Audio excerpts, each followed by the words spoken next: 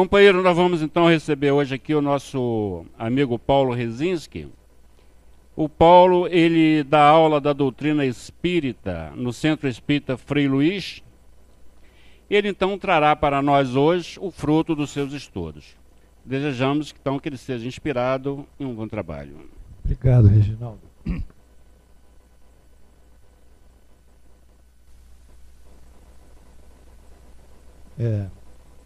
Meu cordial boa noite para todos.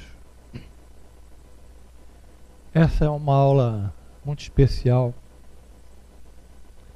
para mim também, que há tantos e tantos anos trabalho na doutrina espírita, em cursos regulares,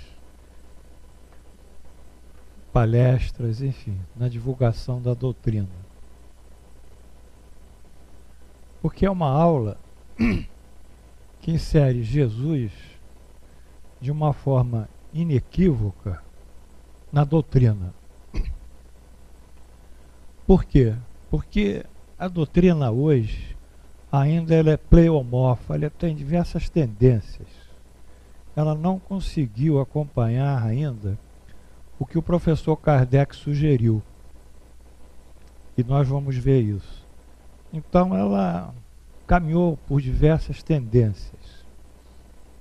Mas, para que ela se mantenha íntegra, e pouca gente lembra disso, na casa espírita, ela tem que ter a consciência, ou os espíritas, que Jesus é o criador do espiritismo. Então esse é um texto latino. Sem Jesus não há o espiritismo. Ou seja, sem Jesus há espiritualidade. Diversas tendências espiritualistas, seja quais forem, sincretismos religiosos, influências católicas, influências umbandistas, seja de que tendência espiritualista for. Mas sem Jesus nós não poderemos realmente edificar o espiritismo no nosso coração. E foi por isso que o professor Kardec, ao publicar em 1857 o primeiro livro, que foi o Livro dos Espíritos, em seguida, em 61, ele publica o Livro dos Médiuns, uma de filosofia, outra de pesquisa e ciência espírita, o Livro dos Médiuns.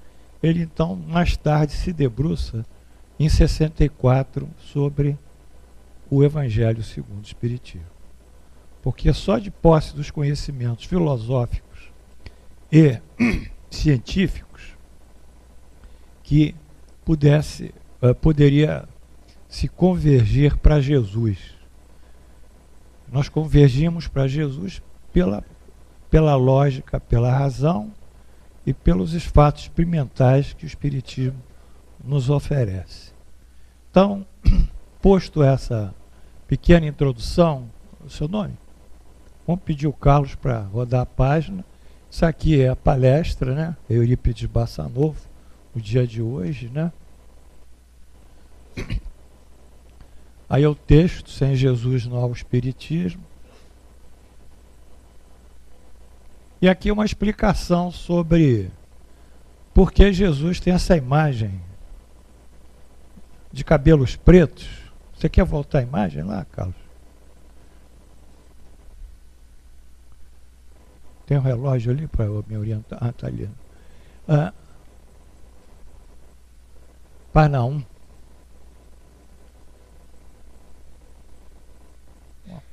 Então, se demorar muito, né? Vamos lá. Página 1.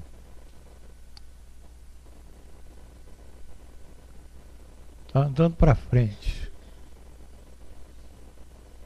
Não foi? É, a capa, é. Por que Jesus tem esses cabelos escuros e crespos? A tez amorenada, os olhos negros, o nariz meio adunco. Por quê? Porque ele vivia na Palestina E a Palestina, ela é banhada por um sol inclemente o tempo todo. Então, o organismo humano tem que criar mecanismos de defesa para a luz solar, sobretudo os raios ultravioletas. Então, esses mecanismos de defesa são chamados melanócitos, ou células escuras, que amorenam a nossa pele. Mas ele, sendo semita, ou seja, vem lá de Sem, filho de Noé, que formou os aramaicos, os árabes, enfim, todas as descendências semitas, ele trazia o caráter eminentemente semítico na sua, vamos dizer, no seu aspecto físico. Aí muitos perguntarão, mas eu já vi Jesus de olhos claros, azuisinhos, cabelos alourados. Bem, esse Jesus é um anglo-saxão. E o anglo-saxão, se nós colocarmos lá na Palestina e deixarmos ele sob aquela insolação, em 2 tempos ele tem problemas na pele e tem uma série de distúrbios. Mas por que houve isso? Bom, isso é um aspecto da igreja, que quis pintar Jesus de acordo com a teologia que ela propôs, que não tem nada a ver com Jesus. Aliás, a igreja não tem nada a ver com Jesus, já foi despachada pelos espíritos superiores e pelo próprio Jesus. E, ao mesmo tempo, alguns médiuns, recebendo espíritos, médiuns de pictografia, de pintura, e os espíritos descreveram ou pintaram Jesus dessa maneira. Porque, como o nosso irmão Reginaldo falou, Allan Kardec classificou os espíritos em 3 ordens: imperfeitos, bons espíritos e espíritos puros. Essa é a classificação, a escala espírita. Então há espíritos de todas as tendências, como nós somos aqui na Terra. Então provavelmente algum espírito catolizante, eu não sei o que, passou para o médium essas imagens.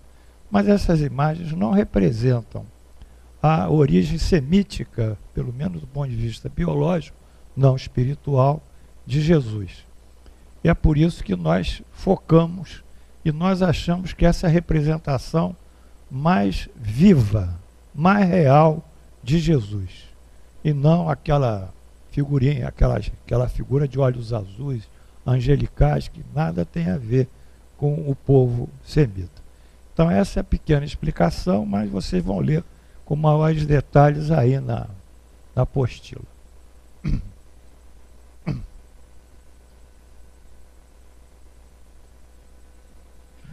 Página 5. Bem, pode dar um zoom aí? Consegue? Consegue dar um zoom? Não dá. Muito bem. Esse aqui é o projeto 1868, para quem tem a apostila. Allan Kardec vai desencarnar em 31 de março de 1869. E em 1868, poucos meses antes, esse artigo deve ter sido escrito talvez em novembro, setembro, ele escreve o projeto 1868. Qual é o projeto dele? Esse projeto é como pode se dar continuidade à doutrina espírita.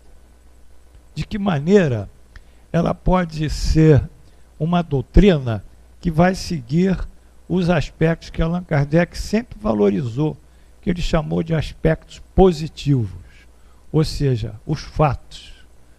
Como toda ciência, ela tem que se basear em fatos e não especulações, ensaios, teorias, filosofias, né? Então, Allan Kardec tinha a preocupação de dar o caráter científico. Obviamente, Allan Kardec nada escreveu sozinho, ele fazia tudo conjuntamente com os espíritos superiores. Então, ele tinha essa orientação, ele era um médium intuitivo. Então, a preocupação dele era dar esse caráter positivo à doutrina espírita, de forma que ela fosse inquestionável na sua expressão de verdade e na sua expressão de ensinamentos.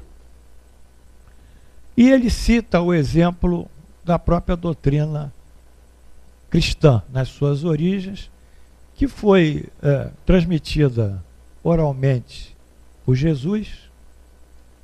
Quem compilou os ensinos orais de Jesus foram os apóstolos, e a doutrina, nessa compilação, sofreu algumas transformações, e também Jesus não se aprofundou mais do que podia na época, porque o povo judeu era um povo ainda muito grosseiro, muito supersticioso, né? Ele tinha ali uma série de rituais no grande templo de Salomão. Enfim, era um povo ainda pouco espiritualizado. E ele não podia dar coisas mais avançadas. Mas o que ele deu mais avançado, ele fechou nas metáforas dele. Fechou dentro de um significado simbólico que coube ao Espiritismo abrir e interpretar essas metáforas à semelhança de um psicanalista que interpreta o inconsciente do seu analisando. Então, nesse texto aqui, já que está difícil vocês lerem, e eu também, nós dois não conseguimos ler, nesse trecho aqui, que é o projeto 1868, e que eu sigo, pela graça de Deus também, ipsis literis, ele diz: somente o Espiritismo bem entendido e bem compreendido pode remediar esse estado de coisas, aludindo a Jesus, que foi gerador de uma série de controvérsias e uma série de dissensões. Não foi Jesus, foram aqueles que interpretaram as palavras dele. E tornar-se, conforme disseram os espíritos, a grande alavanca da transformação da humanidade. A experiência deve esclarecer-nos sobre o caminho a seguir, mostrando-nos os inconvenientes do passado, alude ainda a Jesus, em nós, ela em nós diz claramente que o único meio de serem evitados no futuro consiste em assentar o Espiritismo sobre bases sólidas de uma doutrina positiva, é o termo dele, quer dizer, factual, é igual à ciência. Física é factual, o corpo cai pela ação, pela lei da gravitação universal. Matéria atrai matéria, na razão direta das massas e na razão inversa do quadrado das distâncias que separam. É a primeira lei da mecânica. Então, ninguém pode questionar, porque o caráter da ciência é a objetividade do fato e a universalidade. Quer dizer, é um fato objetivável e universal, comum a todos os experimentadores de todo o mundo. Então, ele dá o caráter positivo. Ele não quer que o Espiritismo vá para o ramo da religiosidade, piegas, que a gente às vezes vê, mas uma religiosidade da fé raciocinada, do indivíduo que sabe e crê em Deus, porque tem fatos que realmente justificam a existência de Deus, e não ficar nessas adorações sem sentido. Bom, que nada deixe o arbítrio das interpretações, é isso que Kardec disse. Então, esse gráfico aqui, que eu vou pedir ao Carlos para passar, não pode ficar interpretando A, interpretando B, o médium A psicografou isso, o médium B psicografou tudo isso, aí um tal de publicações psicografadas sem sentido para a doutrina espírita. É uma abundância que nada acrescenta. Então, é uma pena, hein? Então, aqui, nós temos o problema da doutrina passada por Jesus, que são os vícios. Não é que Jesus foi viciado, mas a forma como que foi passada foi intencional e que viria a ser depois reabilitada pela doutrina espírita. Então, aqui é o cristianismo. Então, ela foi passada por via oral, aqui é via oral, e foi passada por uma forma de metafórica, está aqui. São palavras que dão um sentido diferente de quem as lê. E foi transmitida pelos próprios apóstolos. Portanto, e essa doutrina ela ficou apenas com princípios gerais. Bem-aventurados os mansos, porque serão chamados filhos de Deus. Bem-aventurados pacíficos, não. Bem-aventurados os mansos que herdarão a terra. Bem-aventurados pacíficos, que serão chamados de filhos de Deus. Bem-aventurados humildes, que é deles o reino de Deus. Bem-aventurados puros de coração, que verão a Deus, e assim de uma forma genérica, marcando a prevalência do bem sobre o mal e a conduta do perdão, do amor e a concepção de um Deus que não era o Deus dos judeus, aquele Deus dos exércitos, impiedoso, mas era um Deus pleno de amor, de misericórdia e de perdão, que era o Pai que estava nos céus. Então, esses fatos aqui, que ficaram em princípios gerais, aí veio o Espiritismo, em 1857. Então, Allan Kardec propôs esse modelo. Que modelo é esse? Aqui nós temos a ciência espírita e os fatos espíritas. Quais são os fatos espíritas? O primeiro fato espírita são as mesas girantes. A gente chama em francês de table tournante, aquelas mesas que giravam. Depois as cestas de Vigne, das irmãs Boudin. Depois a psicografia. Enfim, começou a dar efeito físico, não é? Toda espécie.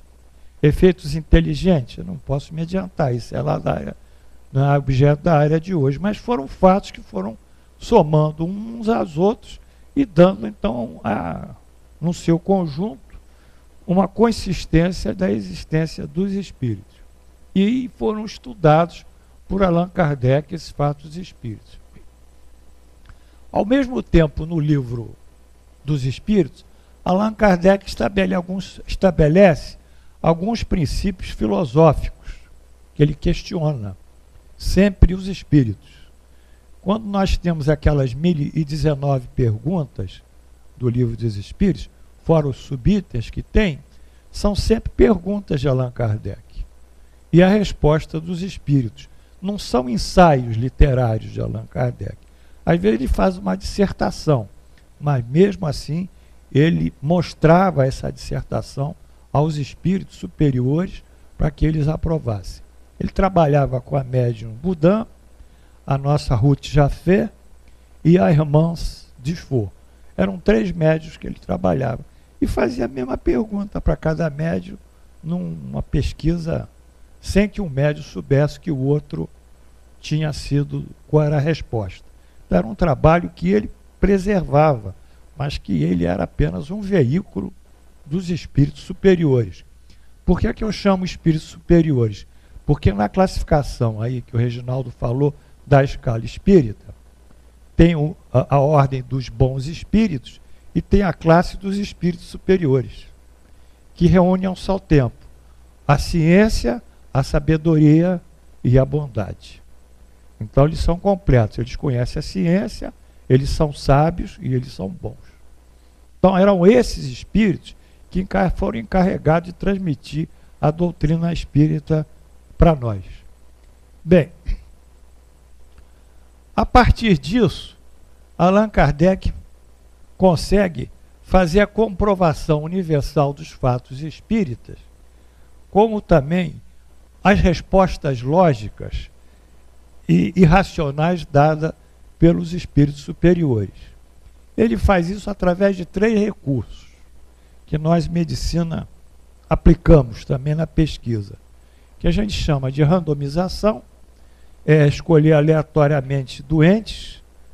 O doente tem diabetes, então vamos dar água com açúcar, vamos dar água pura com cloreto de sódio, manda para ele.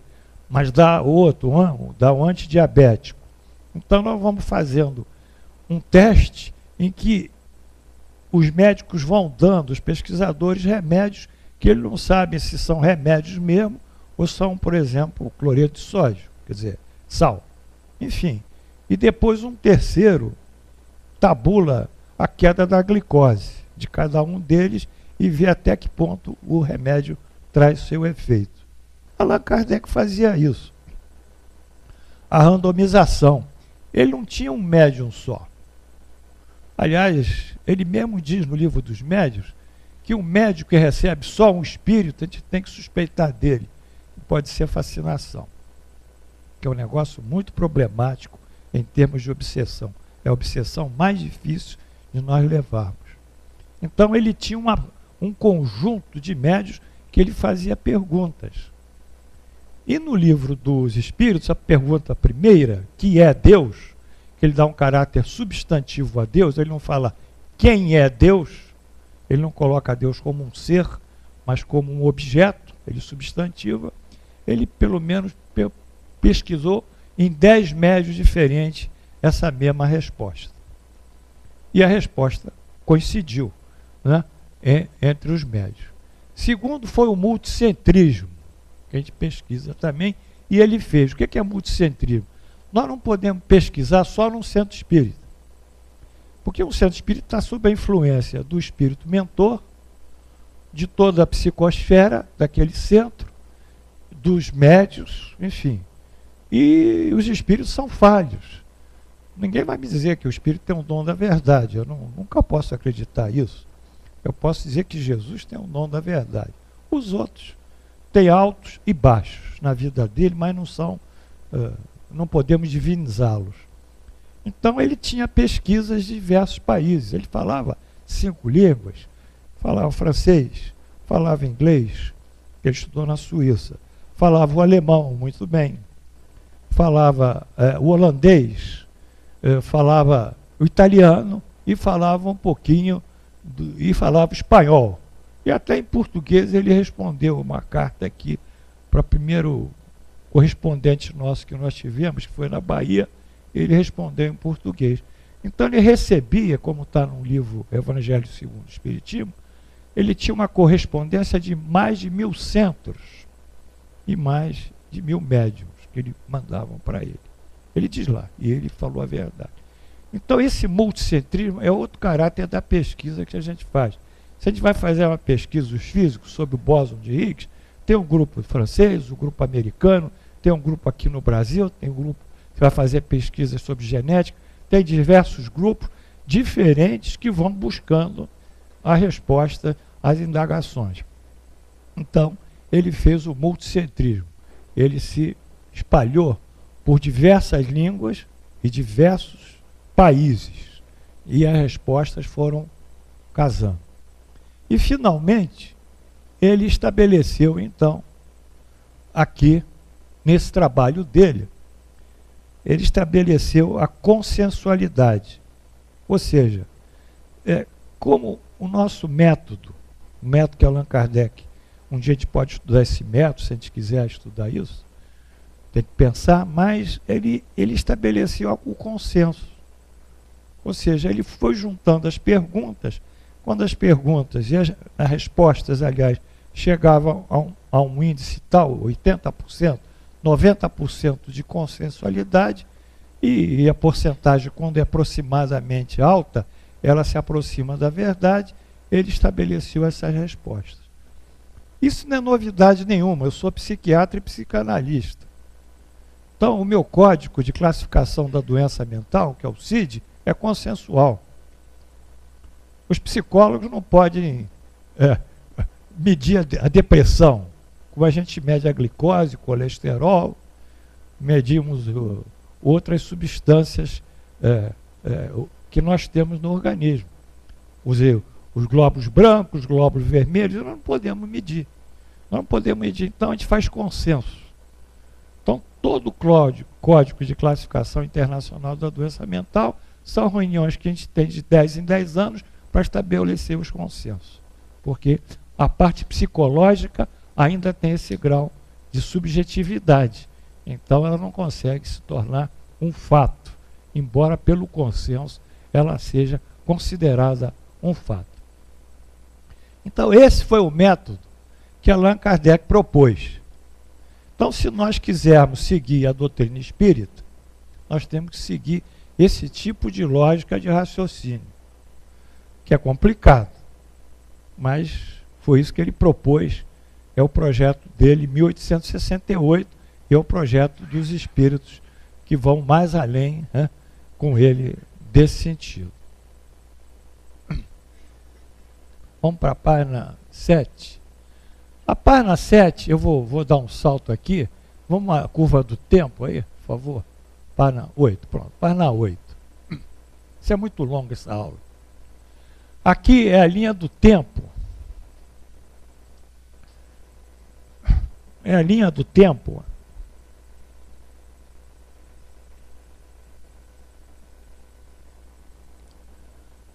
Dos emissários divinos. Sempre que a humanidade cai num nível muito baixo da moralidade, Deus envia os emissários divinos para poder reformular as coisas. Isso está no nosso livro, o Evangelho segundo o Espiritismo. E está lá nos livros também do Oriente, do Senhor Krishna. No nosso Evangelho está muito claro aqui, e quem assina é o Espírito de verdade. Vocês vão perguntar, quem é o Espírito de verdade? O Espírito de verdade é Jesus. Mas é Jesus que veio? Não, provavelmente não, ele não vem, ele manda um preposto. Manda uma pessoa que represente ele. Ah, eu vi Ave Maria, vi não sei o que, Santa Maria no centro, vi Paulo, vi... Não vê nada, meus filhos, ele não vem aqui. Você pode ver uma irradiação da imagem dele ou um preposto que... Isso não... Eles não chegam aqui na Terra, é muito difícil. Então, no Espírito da Verdade, ele é muito claro, ele diz: eu vos digo em verdade que são chegados os tempos em que todas as coisas hão de ser restabelecidas. Ele é factual. Nós vamos restabelecer tudo. O que é tudo? É a justiça, é a caridade, é a lei da justiça, da caridade e da... Não querem me ajudar, não? Do amor. Então, nós vamos ter que estabelecer nessa terra essa horizontalização de todos os filhos de Deus, porque todos nós somos filhos de Deus. Mesmo aquele que está debaixo da marquise, a gente tem que ter piedade dele. Então, essas coisas, a verdade clara, linear, que Jesus nos trouxe, tem que ser restabelecida. Enfim, e ele diz ainda, no seu verdadeiro sentido, porque o Espiritismo abre a Bíblia, abre os Evangelhos e abre o verdadeiro sentido do que Jesus propôs. Para dissipar as trevas, quer dizer,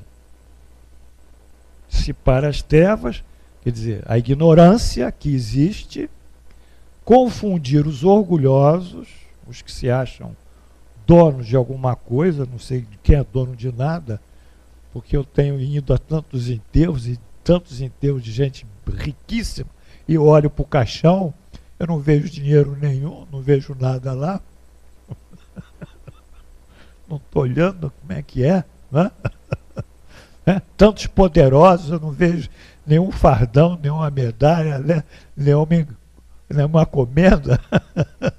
Nós somos apenas usufrutuários, temporários dessa vida, desse corpo que Deus nos deu aqui.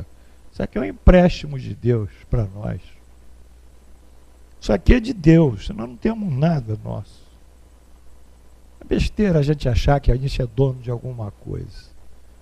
Mas a gente pode ser útil servindo. Aí sim. Aí nós vamos ser donos das nossas boas ações, né? E glorificar os justos. Glorificar os justos.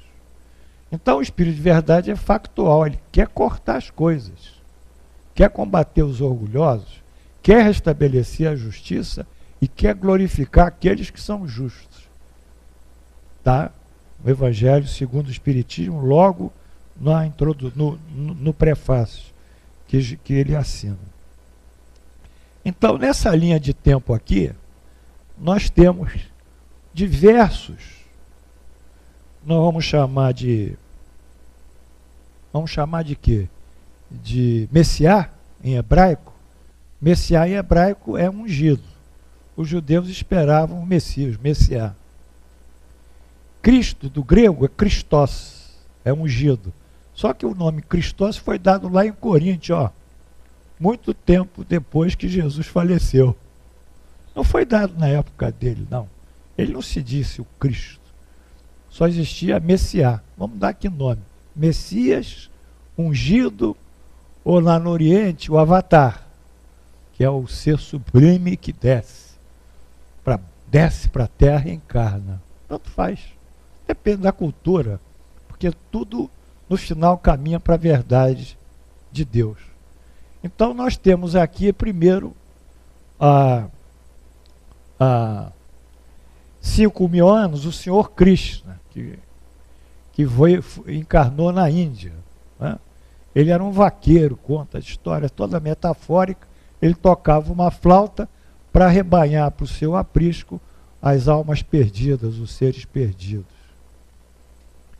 Mas depois temos Moisés, cuja característica principal foi trazer os 10 mandamentos.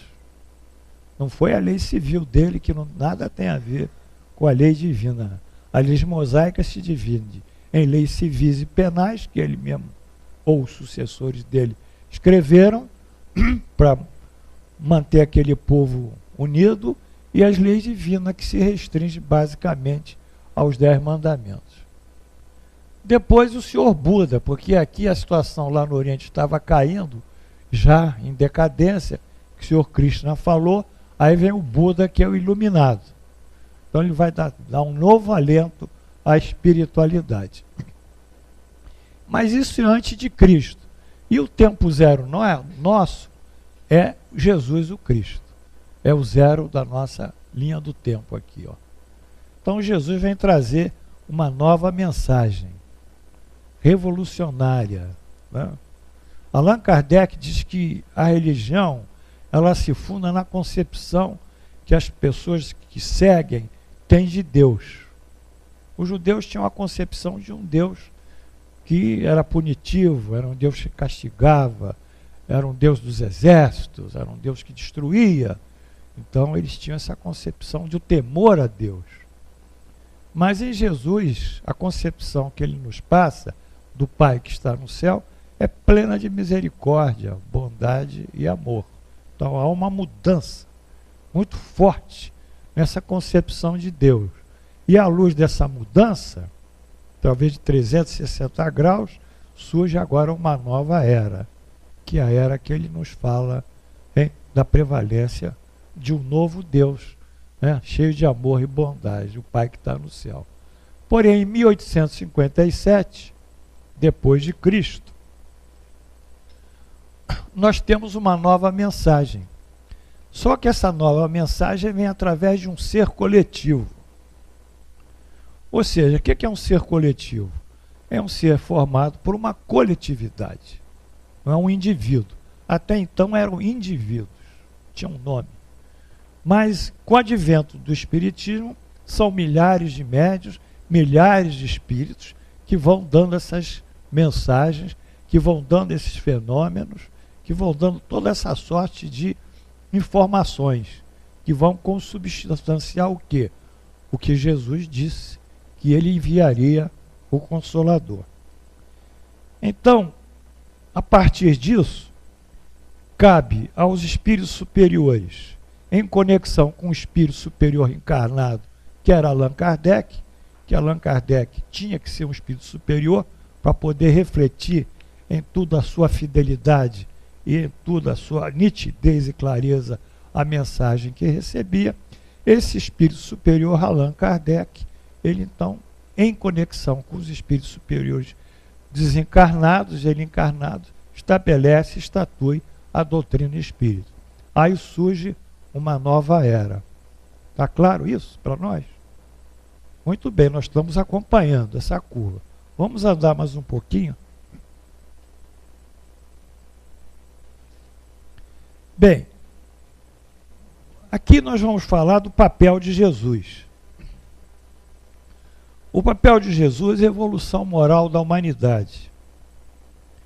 E nós observamos que é uma continuidade entre Moisés, o profeta Elias, Jesus, o João Batista e mais tarde Allan Kardec.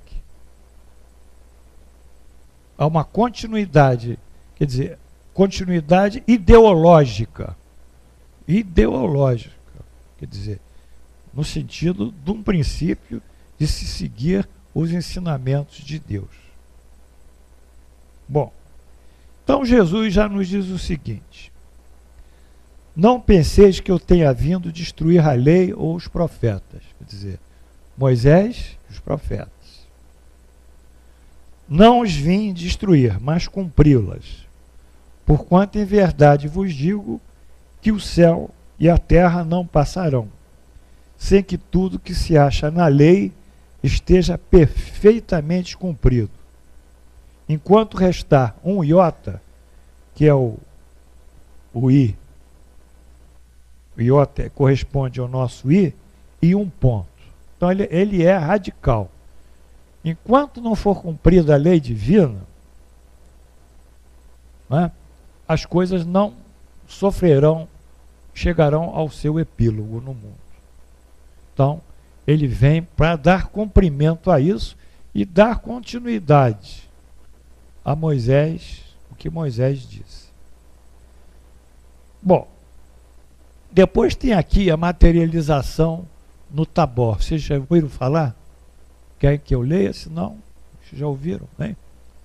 É a primeira sessão de materialização e tipicamente espírita que a gente tem. Eu gosto de dizer isso. É a materialização espírita nossa no Monte Tabor. Como é que é essa materialização? Diz a Bíblia, diz Mateus: 6 dias depois, tomou Jesus consigo a Pedro e os seus irmãos, Tiago e João, e os levou, em particular, ao alto do monte, é o Monte Tabor. E foi transfigurado.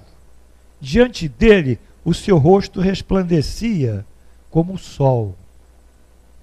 E as suas vestes tornaram-se brancas como a luz. E eis que aparecem Moisés e Elias, falando com ele. Então disse Pedro a Jesus: Senhor, bom é estarmos aqui. Se queres, farei aqui 3 tendas.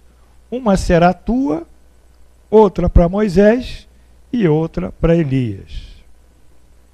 Os discípulos caíram de bruços, tomados de grande medo. Aproximando deles, tocou-lhes Jesus, dizendo: erguei-vos e não temais. Então eles se levantaram os olhos e não viram mais ninguém. Então essa sessão, esse evento do Monte Tabor, para nós é a primeira sessão típica de materialização, porque a Bíblia é a maior fonte para nós de espiritismo, queiram os nossos opositores ou não, ali que tem grande fonte de pesquisa. Então o fato dele aparecer ao lado de Moisés e Elias significa esse elo que ele quis demonstrar, porque ninguém vai subir num palanque com um adversário político, vai?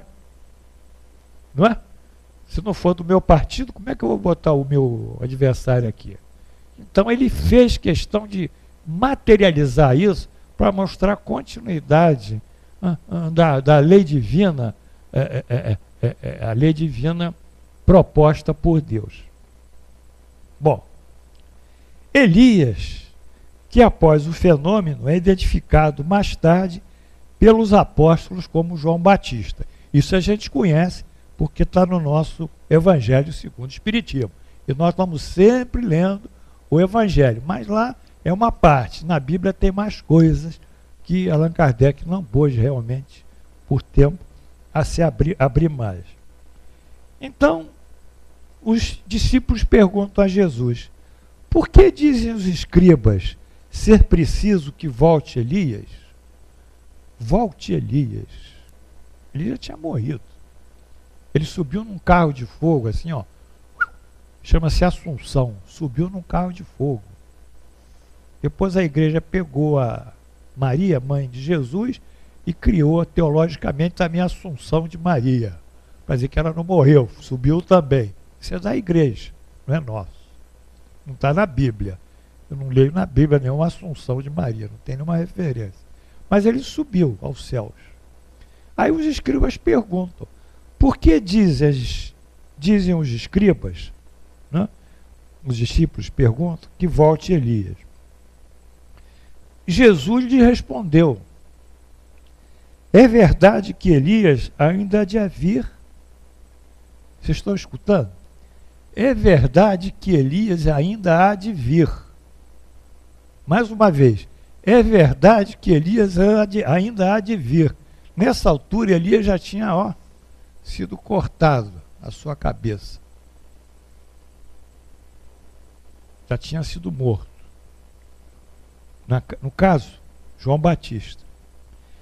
Há de vir e restabelecer todas as coisas. Mais uma vez, como o Espírito de Verdade diz, que precisa restabelecer todas as coisas. Mas eu vos declaro que Elias já veio. Elias já veio. Mas ele ainda há de vir. E eles não o reconheceram. E o trataram como lhe aprouve, quer dizer, mataram. E assim que farão sofrer o Filho do Homem. Então eles compreenderam, Bíblia, hein? Mateus, que fora de João Batista que eles falaram. Então aí nós chegamos, vamos virar a página aí, por favor. Seu nome? Hein? Vai lá, João Paulo. Então, nós entendemos essa continuidade, que é a continuidade que nós não estamos criando, mas que estamos apenas trazendo os fatos que existem. Moisés, Elias, Jesus e aqui, Elias reencarnado com João Batista. Mas Jesus diz que ele há de vir, ainda há de vir. Mas ele já tinha morrido. Como é que ele ainda há de vir? Ele teria que dizer, é verdade que Elias já veio. Mas há de vir virá. Que ainda virá. Mas ele já veio, mas ainda virá. Então, o que é que vai vir com Elias? Vai vir o restabelecimento da verdade, como está no nosso prefácio, em toda a doutrina. Virá o restabelecimento da verdade. Então, nós entendemos que há uma continuidade nesse processo em que Jesus dá continuidade aos ensinamentos de Moisés no que toca estritamente a sua parte moral. Quanto à parte civil, penal, aquelas leis mosaicas, olho por olho, dente por dente, não é assim? Mão por mão, pé por pé, e outras coisas, isso foi Moisés que fez. Herdou até lá dos babilônios, que é a lei de Italião. Mas Jesus dá continuidade a Moisés, mostrando que o céu e a terra não passarão, enquanto tudo for restabelecido. Restabelecer é alguma coisa que existe e entrou num estado de desorganização. Mas já existe. Eu só restabeleço o que existe. Se não existe, eu crio. Ele não disse criar, ele disse restabelecer. E andando nesse sentido,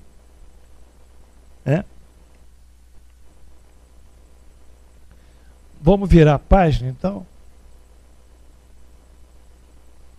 Allan Kardec fala sobre o papel de Jesus. Aí que é interessante e que vocês vão me acompanhar aqui, com muito amor, muito carinho. Se Jesus não tivesse ressuscitado, João Paulo, Lídia, cadê a Lídia? Está ali, Lídia. Se Jesus não tivesse ressuscitado, que esse é o marco da divindade dele, não é que os outros não fossem, mas é o marco da pedagogia que Deus nos oferece, ele seria mais um profeta. porque o que ele disse ficaria, os ensinamentos seriam da escola dele, como foi um profeta Elias, o próprio Elias, Jeremias, Isaías, né? Sofonias, e vamos andando nos profetas. Mas ele tem um diferencial dos profetas, ele ressuscita. Então, a partir da ressurreição de Jesus, Deus marcou de uma forma muito clara que os seus ensinamentos se revestiam de um caráter superior ao dos profetas. E aí estabelece essa nova era. Então, nós temos que entender que isso foi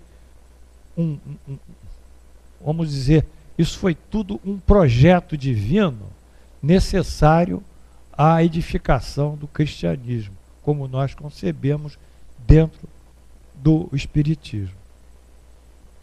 Bom, mas além disso, não é?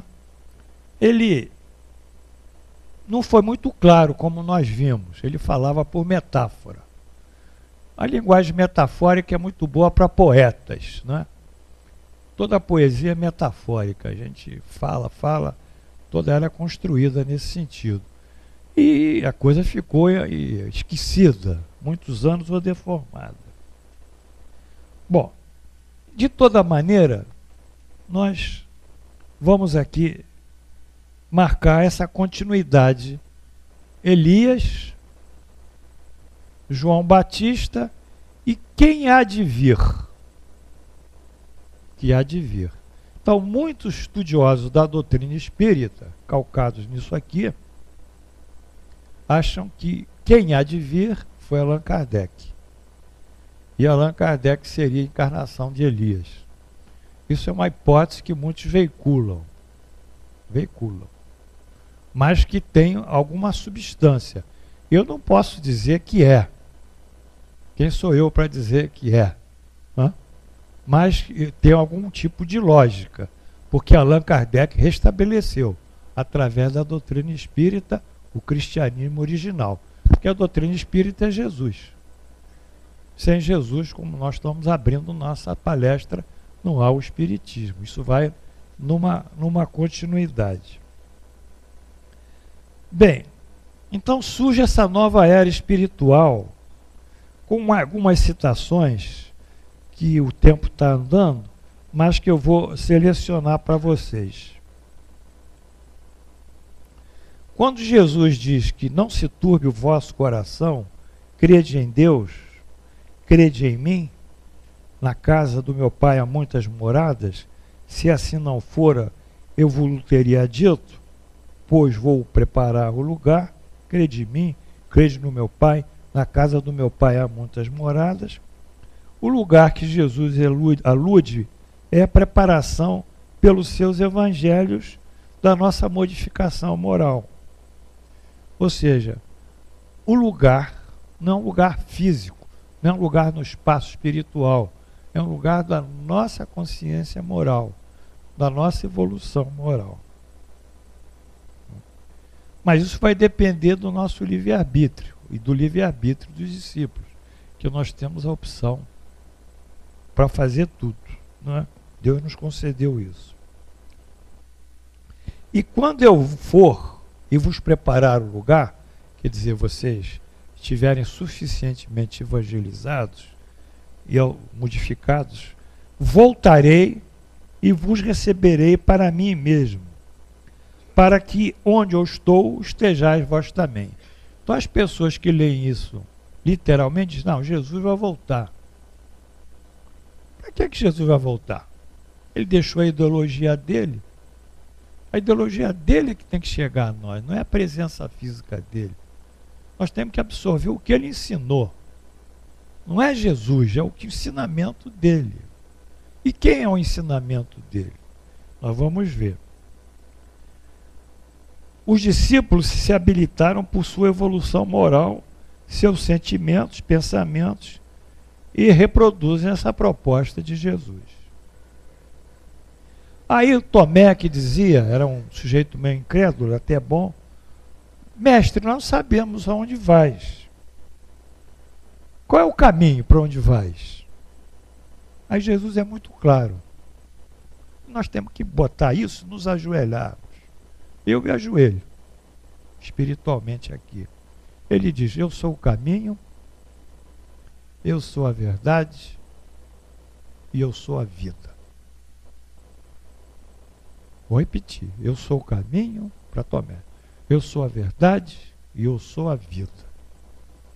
Então, se Jesus é o caminho, a verdade e a vida, nós não temos opções. Ou nós escolhemos esse caminho que nos leva a uma verdade e que nos leva a uma vida eterna, no sentido espiritual, mas eterna, o espírito é eterno, mas uma vida de felicidade, ou vamos ficar nessas alternativas espiritualistas rodando em círculo sem produzirmos a essencialidade daquilo que Jesus nos ofereceu, que é a nossa modificação moral. Bom, agora Jesus ainda disse, com muita clareza também,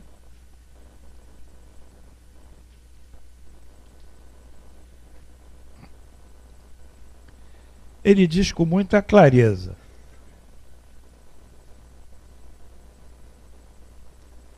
sobre o Consolador: se me amais, guardais os meus mandamentos. Isso é João 14, todo mundo sabe.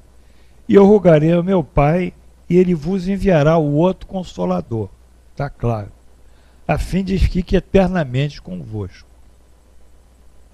O Espírito de verdade, que o mundo não pode receber, porque não o vê e absolutamente não o conhece. O que é que fica eternamente conosco? O que é que nunca morre? É a ideia. Hoje nós estudamos os pré-socráticos, quem quiser estudar.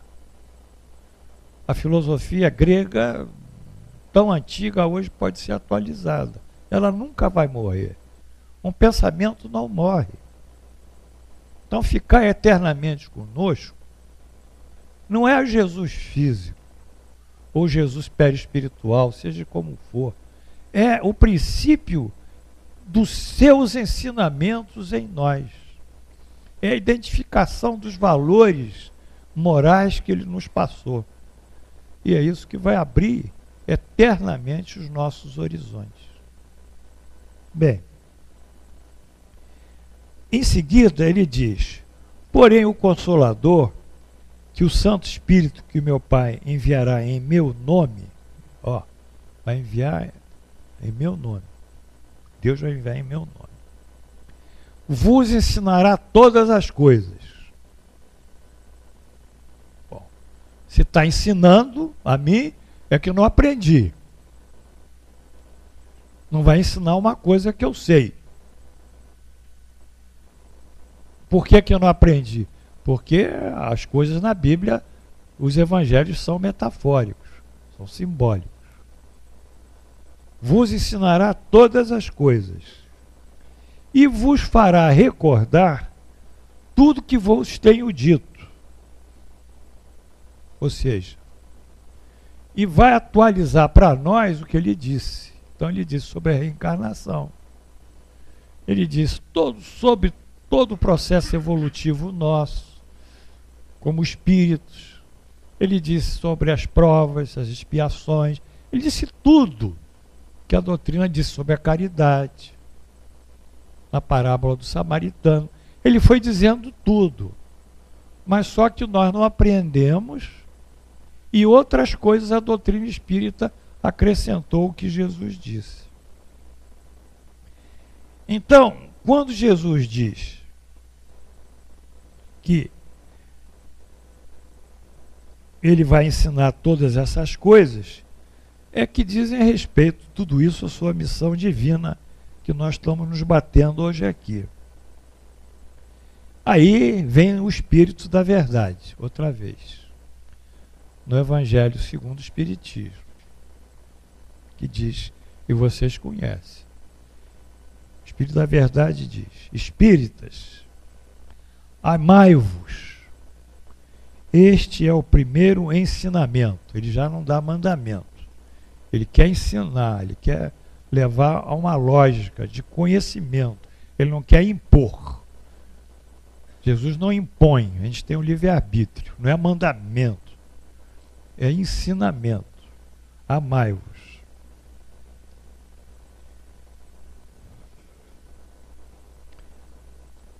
Instruí-vos, este é o segundo. Nós estamos aqui nos instruindo. Sem estudo sistemático da doutrina espírita, nós vamos perder uma encarnação, mais umazinha. Sem dúvida. Vamos achar que chegamos lá, mas não chegamos. Amai-vos e instruí-vos. Aí ele volta à origem dele, que a gente tem que reverenciar. No cristianismo, encontram-se todas as verdades. Aquilo que ele disse. Os erros nele encontrados são de origem humana. Então ele mostra esse caminho, essa verdade, e autentifica o Espírito de verdade, mais uma vez, o cristianismo. Nele estão todas as verdades. Se estão todas as verdades, eu não vou procurar outras verdades. Só se eu for sei lá. Aí é um problema, mas eu quero esse caminho. E esse caminho que eu vou seguir. Porque eu acho que é esse que é o caminho que Jesus nos ofereceu. E esse é o caminho que a doutrina espírita nos oferece. Bem, e ainda sobre, alguns podem questionar se Jesus era o enviado de Deus, ele é muito claro aqui. Ele diz, porque eu não tenho falado por mim mesmo. Isso é João. Ele diz, eu não tenho falado por mim mesmo. Mas o meu Pai, que me enviou, esse me tem prescrito o que dizer e que anunciar. O que é que ele é? Ele é um médium de Deus. Pois, ele é um médium de Deus. Ele não fala por ele. Ele fala em nome do Pai, que prescreve a ele o que ele tem que dizer e o que tem que anunciar. Então sobe mais a importância de Jesus para nós. Então nós não temos alternativa, a coisa vai estrangulando aqueles que querem sofismar, que querem sair por outros caminhos. Bem, aí o Livro dos Espíritos é claro nisso, ele diz, vocês conhecem qual o tipo mais perfeito que Deus tem oferecido ao homem para lhe servir de guia e modelo. Aí uma resposta só, Jesus. Então tudo conflui para Jesus. Tudo conflui para essa linha, essa sequência que começa lá atrás, para nós ocidentais com Moisés. Porque os orientais, eles têm outra cultura, eles têm outros avatares ou messias. Bem, então o que é o Espiritismo de acordo com Allan Kardec? O Espiritismo é algo que... Você pode dar o foco aqui na página 14? Está aqui. É isso que é o mais bonito. Ele, pelos fatos científicos dele, o espiritismo experimental, os efeitos físicos e os efeitos inteligentes, que são inquestionáveis, ele comprova a existência do mundo dos espíritos. E ele comprova a interferência constante dos espíritos no nosso mundo e nós no mundo dos espíritos que nos cercam pelo pensamento. E ele pesquisa, ele investiga, como eu falei, ele randomiza, ele é multiexcêntrico e ele é consensual. Ele não é uma coisa assim, de acreditar no médium. Eu não acredito em médiums. Eu não acredito em espíritos. Se não tiver uma coisa correta, deixa falar. Porque por aqui eu estou cansado. Estou com 70 anos, então já vivi muitas dessas experiências de acreditar. Se não tiver cruzado com o que Jesus diz, exatamente é algo suspeito. E Allan Kardec também não acreditava. Por isso que ele fez a escala lá. A melhor maneira de conhecer os espíritos é a escala espírita. 3 ordens e 10 classes. Aí a gente vai ver a pluralidade dos espíritos. Bom, então ele tem esse lado científico, que ele comprova positivamente, factualmente, a existência dos espíritos. Isso se torna inquestionável. Para o observador, pesquisador honesto, isso é inquestionável. Segundo, ele tem esse lado filosófico, que é a indagação. A filosofia, etimologicamente, é filo, parecido, amor, atração, e sofia, sabedoria. Então, é atração pela sabedoria. Então, ele questiona. E ele elabora o Livro dos Espíritos em 4 grandes partes. As causas primárias, quer dizer, as origens, o mundo dos espíritos, o mundo espírita, as leis divinas, que são as 10 leis divinas, que nós temos que andar em cima delas, e as penas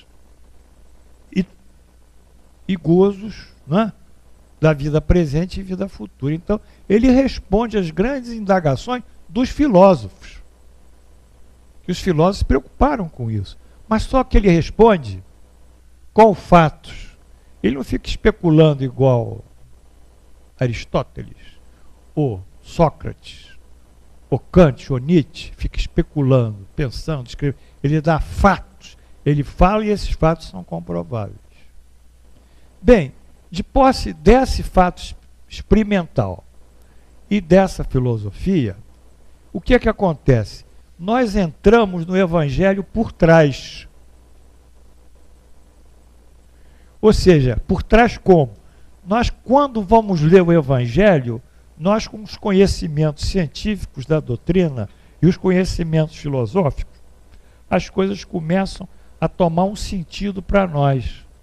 E aquilo que era obscuro se torna absolutamente claro.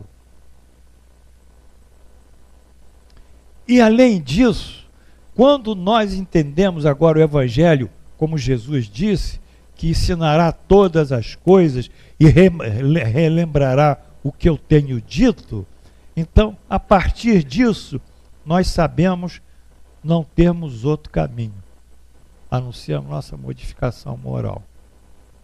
Qual é a modificação moral? Temos que saber perdoar. Guardou ressentimento, é um atraso. Vai guardar ressentimento? Ele manda: orai pelos vossos, amai os vossos inimigos, orai, perdoai os que vos odeiam, orai pelos que vos perseguem e caluniam. Nós temos que ser tolerantes, ser pacientes, ser pessoas mais dúcteis, mais maleáveis, menos críticas, sermos mais misericordiosos, trabalharmos sempre para o bem, rezarmos sempre, todos os dias, e pedimos que Deus, eu seja um instrumento da tua vontade hoje, que eu possa só fazer o bem no meu trabalho, aonde eu estiver, que seja um reflexo da sua vontade. Então, o homem que vai se evangelizando, isso é o homem no sentido genérico, o gênero humano, que vai se evangelizando, ele vai gradualmente se desprendendo da matéria. Ele não sofre muito mais com as coisas. Ele não sofre com agressões verbais. Ele sabe levar a vida numa visão muito mais, eu diria, compreensiva e uma visão muito mais profunda do sentido de viver. Então, a ciência e a filosofia confluem aqui para a religião. Que é a nossa religião, lá o IBGE, né, faz a tabulação. A nossa religião, o que é que nós somos? Nós somos cristãos.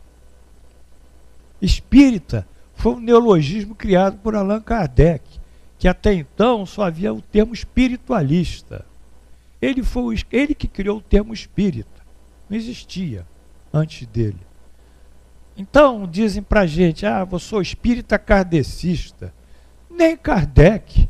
Por contrário, Kardec deve ficar constrangido, que ele foi um instrumento também dos espíritos superiores. Ele não foi que escreveu aquilo, ele compilou aquilo, é um pouco diferente, escrever e compilar. Ele organizou Por isso que era o professor. Escolheram ele por uma série de habilidades que tinha. A principal é que ele era um bom pedagogo, um bom didata, né? E um espírito superior. Então, quando nós chegamos a esse ponto, esse ápice aqui, nós entendemos que a nossa religião é o cristianismo. Agora a gente vai dizer, eu sou cristão. Aí veio o evangelho que pau em cima da gente. Não, você tem demônio, não sei o quê. Vem para cima, deixa vir. Eu vou perdoá-lo, ele não tem ignorância dele. Mas somos espíritas? Sim, somos espíritas, porque seguimos a nossa doutrina. Mas o fundo nosso é o fundo do evangelho. O tempo estourou, não estourou não? Só fazer a síntese aqui então, a última página. Bom, então vamos só dizer, chegar à conclusão.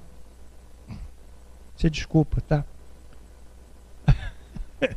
Mas o que eu vou fazer, né? Bom, eis a síntese do que foi dito e de tudo que Jesus disse também. Cristo nos ensina ser o propósito da religião a expansão da consciência humana e uni-la a Deus.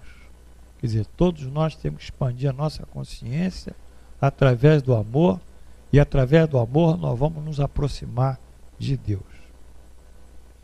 E isso só se dá pelo cultivo do amor por tudo o que existe.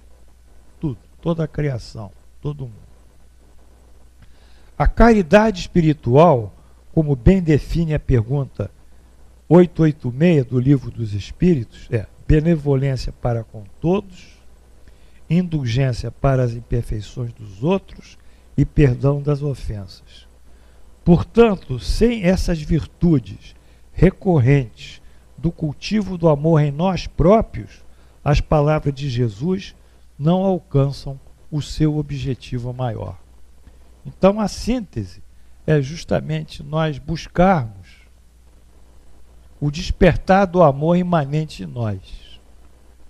E a caridade é um instrumento desse despertar.